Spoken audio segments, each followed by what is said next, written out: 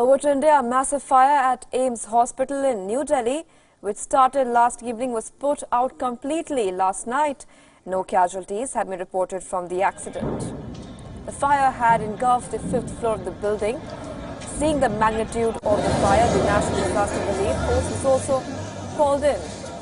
Massive fire had started in the microbiology lab on the 2nd floor of the teaching block of the hospital, which quickly spread to other floors. 34 fire tenders and nearly 200 firefighters managed to contain the fire in little over 2 hours, and it was reported that the cooling down procedure had started.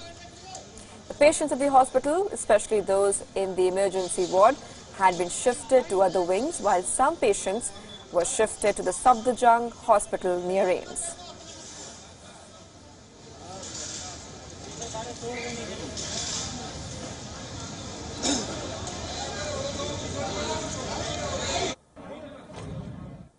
Sudan's Transitional Military Council and protest leaders have signed a historic power-sharing agreement in the capital, Khartoum. The pact opens the way for the two factions to form a joint military and civilian council that will lead Sudan for 3 years until elections are held for a civilian-led government. The historic deal was signed by the deputy chief of the military council and the opposition leader in the capital. The council and the main opposition alliance, known as the Forces of Freedom and Change, have been negotiating the power-sharing deal for months now. If it works, Sudan could return to civilian rule in 3 years.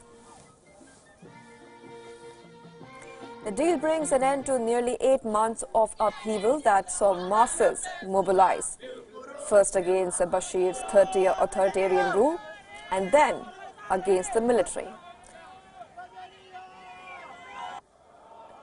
Tens of thousands of people also took to the streets of Khartoum to celebrate the final power-sharing deal.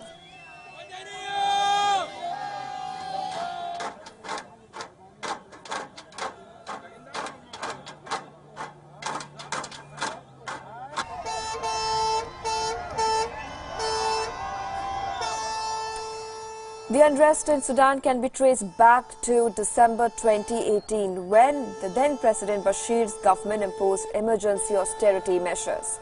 More than 250 people were killed during the unrest, including scores in June, when armed men in military fatigues moved in on the protest camp outside the army headquarters and dispersed the thousands still gathered there.